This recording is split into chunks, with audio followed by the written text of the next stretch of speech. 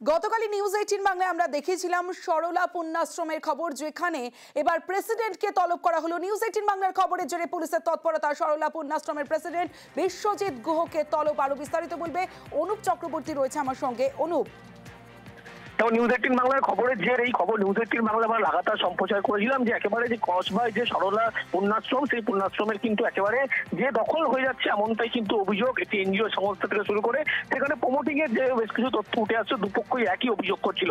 এর আগে কিন্তু একাধিক আশ্রমে যিনি প্রেসিডেন্ট তিনি একাধিক জায়গা চিঠি করেছিলেন, কসবা থানায় চিঠি করেছিলেন, অভিযোগ করেছিলেন কলকাতার পুলিশ কমিশনার থেকে জয়েন্ট সিপি ক্রাইম বিভিন্ন জায়গায় কিন্তু চিঠি করেছে, কিন্তু কোনো রকম কিন্তু কেউ কোনো আগ্রহ প্রকাশ করেনি। শেষমেশ গতকাল থেকে যখন নিউজ 18 বাংলা এই খবর লাগাতার সম্প্রচার হয় তারপরেই কিন্তু একেবারে পুলিশের টনক নড়ল এমনটাই বলা চলে। পুলিশের পক্ষ থেকে ইতিমধ্যেই এই আশ্রমে যিনি প্রেসিডেন্ট অর্থাৎ বিশ্বজিৎ গুহ তাকে কিন্তু ইতিমধ্যেই আজকেই তলব করা হয়েছে এবং রাত 8টার সময় কিন্তু ইতিমধ্যেই তাকে দেখে পাঠানো হয়েছে। গোটা বিষয় নিয়ে তার কাছ থেকে বিশদে জানতে চায় পুলিশ, সেই কারণেই তাকে জিজ্ঞাসাবাদের জন্য ইতিমধ্যেই তলব করা হয়েছে এবং তার কাছ থেকে কিন্তু শুনতে চায় কি হয়েছিল। তিনি একাধিক অভিযোগ জানিয়েছিলেন, কিন্তু কোনোভাবে কোনো রকম কিন্তু একেবারে কোনো কিছুই তিনি আগ্রহ প্রকাশ করলেও কিন্তু পুলিশ কোনো আগ্রহ প্রকাশ করছিল না, পুলিশ খতিয়ে দেখছিল না। কিন্তু একেবারে গতকাল থেকে যখন এই খবর নিউজ 18 বাংলায় দেখানো হয় তারপরেই কিন্তু একেবারে পুলিশের পক্ষ থেকে আজকে এই আশ্রমের এই প্রেসিডেন্ট তাকে ডেকে পাঠানো হলো। তার সঙ্গে কিন্তু এই বিষয় নিয়ে আশ্রম নিয়ে কিন্তু কথাবার্তা বলবেন, সমস্ত নথি নিয়ে তাকে রাত 8টার মধ্যে একেবারে সশরীরে যেতে বলা হয়েছে কসবা থানায়। বেশ,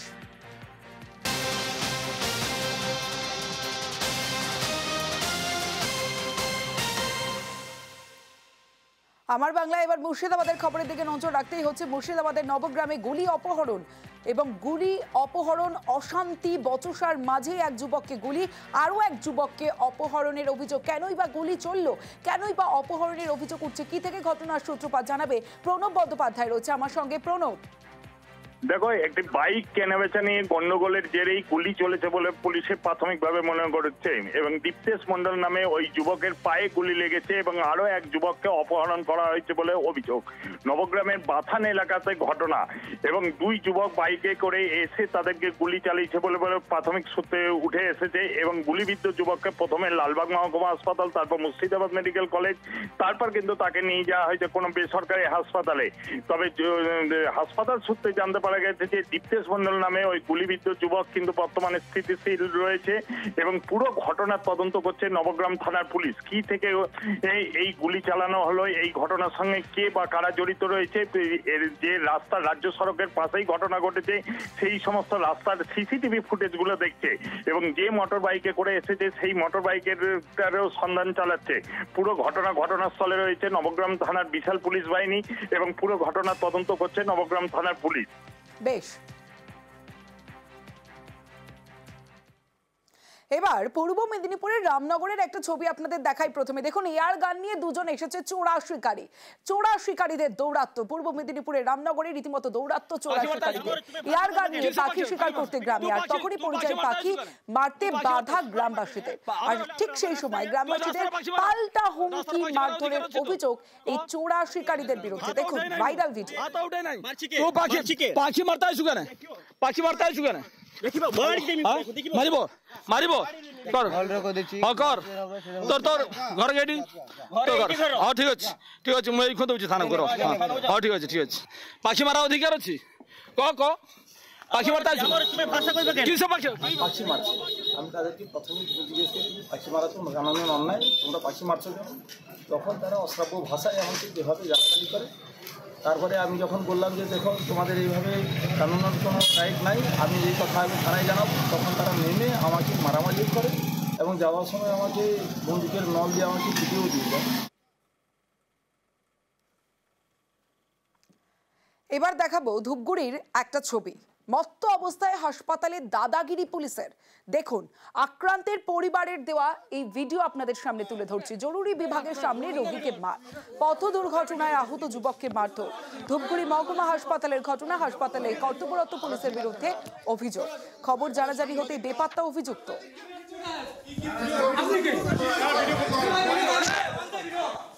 হচ্ছে তো ভিডিও আমাদের ফসকে ধমকি দিছিস নাকি? আমি যখন বাইক নিয়ে ঢুকি আমাকে নিয়ে আসে অনেস্টি স্যার। মোবাইল হাত দেওয়ার টাইম নেই আপনার। মোবাইল হাত দিবেন না, মোবাইল হাত দিবেন না। মোবাইল হাত দিবেন না। আরে ড্রিঙ্ক করে কাজ করছেন কি? গাড়ি থেকে পড়ে গিয়ে যখন তারপরে আমি ধুবড়ি হসপিটালে যাই। যখন আমি ঢুকি তখন এক সিভিক ভলেন্টিয়ার আমাকে বাধা দেয়। তো সেখানে আমি হসপিটালের ডক্টরের সঙ্গে কথা বলি, ডাক্তার আমাকে ইঞ্জেকশন দিয়ে দেওয়ার মতো ট্রিটমেন্ট করলো, আমি বেরিয়ে আসছিলাম। সেই অফিসার হসপিটাল ডক্টরে ঢুকে এমন অবস্থা, ওনার পোশাকও এলোমেলো, পুরা মদ্যপ অবস্থায় বুকেও ঘুষি মারে, চত্থাপ্পল মারে, আমাকে ঘাট ধরে টেনে এসে নিয়ে যাচ্ছে। যেখানে সাধারণ মানুষের হয়ে তিনি ডিউটি করছেন সেখানে এইরকম একটা দুর্ব্যবহার। এ তো গেল ধূপগুড়ির ছবি, এবার জলপাইগুড়ির ছবিটা দেখুন। পুলিশের স্টিকার সাটা গাড়িতে, তবে এটা পুলিশের গাড়ি নয়, মত্ত অবস্থায় পুলিশের স্টিকার সাটা গাড়িতে ময়নাগুড়িতে এই ছবি ধরা পড়লো ক্যামেরাবন্দি যুবকের কীর্তি। দেখুন, ভোটপট্টির ব্রহ্মপুরে বেলাগাম পুলিশ লেখা গাড়ি, স্থানীয়রা ছুটে এলে মদের বোতল হাতেই গাড়িতে উঠে চম্পট। পুলিশের স্টিকার সাটা গাড়ি ধাওয়া স্থানীয়দের বেসরকারি গাড়ি বলেই দাবি জেলা পুলিশের।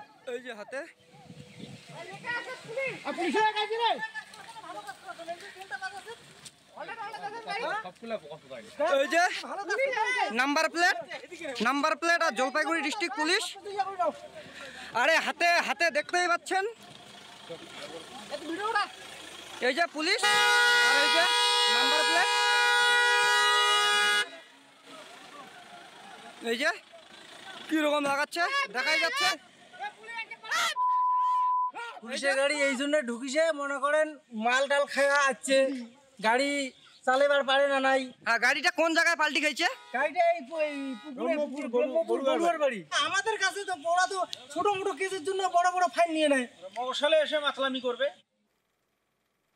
আমার বাংলা এবার আপনাদের দেখাবো স্টেশনের পাশে বটগাছের নিচে টিউশন। কোনো ফিস দিতে হয় না, উল্টে প্রয়োজন হলে বই খাতা পাওয়া যায়। শিক্ষক বালুরঘাট জিআরপির ওসি, সঙ্গে থানার আরও কয়েকজন পুলিশকর্মী ও সিভিক ভলেন্টিয়ার। এ ছবি দক্ষিণ দিনাজপুরের বালুরঘাটের। নমস্কার, আমি একটি গল্প বলবো। সুনির্মল বসু। দক্ষিণ দিনাজপুরের বালুরঘাট স্টেশনের একদম পাশে বেড়ে উঠছে ভবিষ্যৎ। স্টেশনের পাশে বটগাছ, সেই বটগাছের নিচেই পাঠশালা। শিক্ষক বালুরঘাট স্টেশনের জিআরপি থানার ওসি রতন সরকার, পড়ান কয়েকজন পুলিশ কর্মী এবং সিভিক ভলেন্টিয়ারও। নমস্কার, আমি একটি গল্প বলবো। সুনির্মল বসু।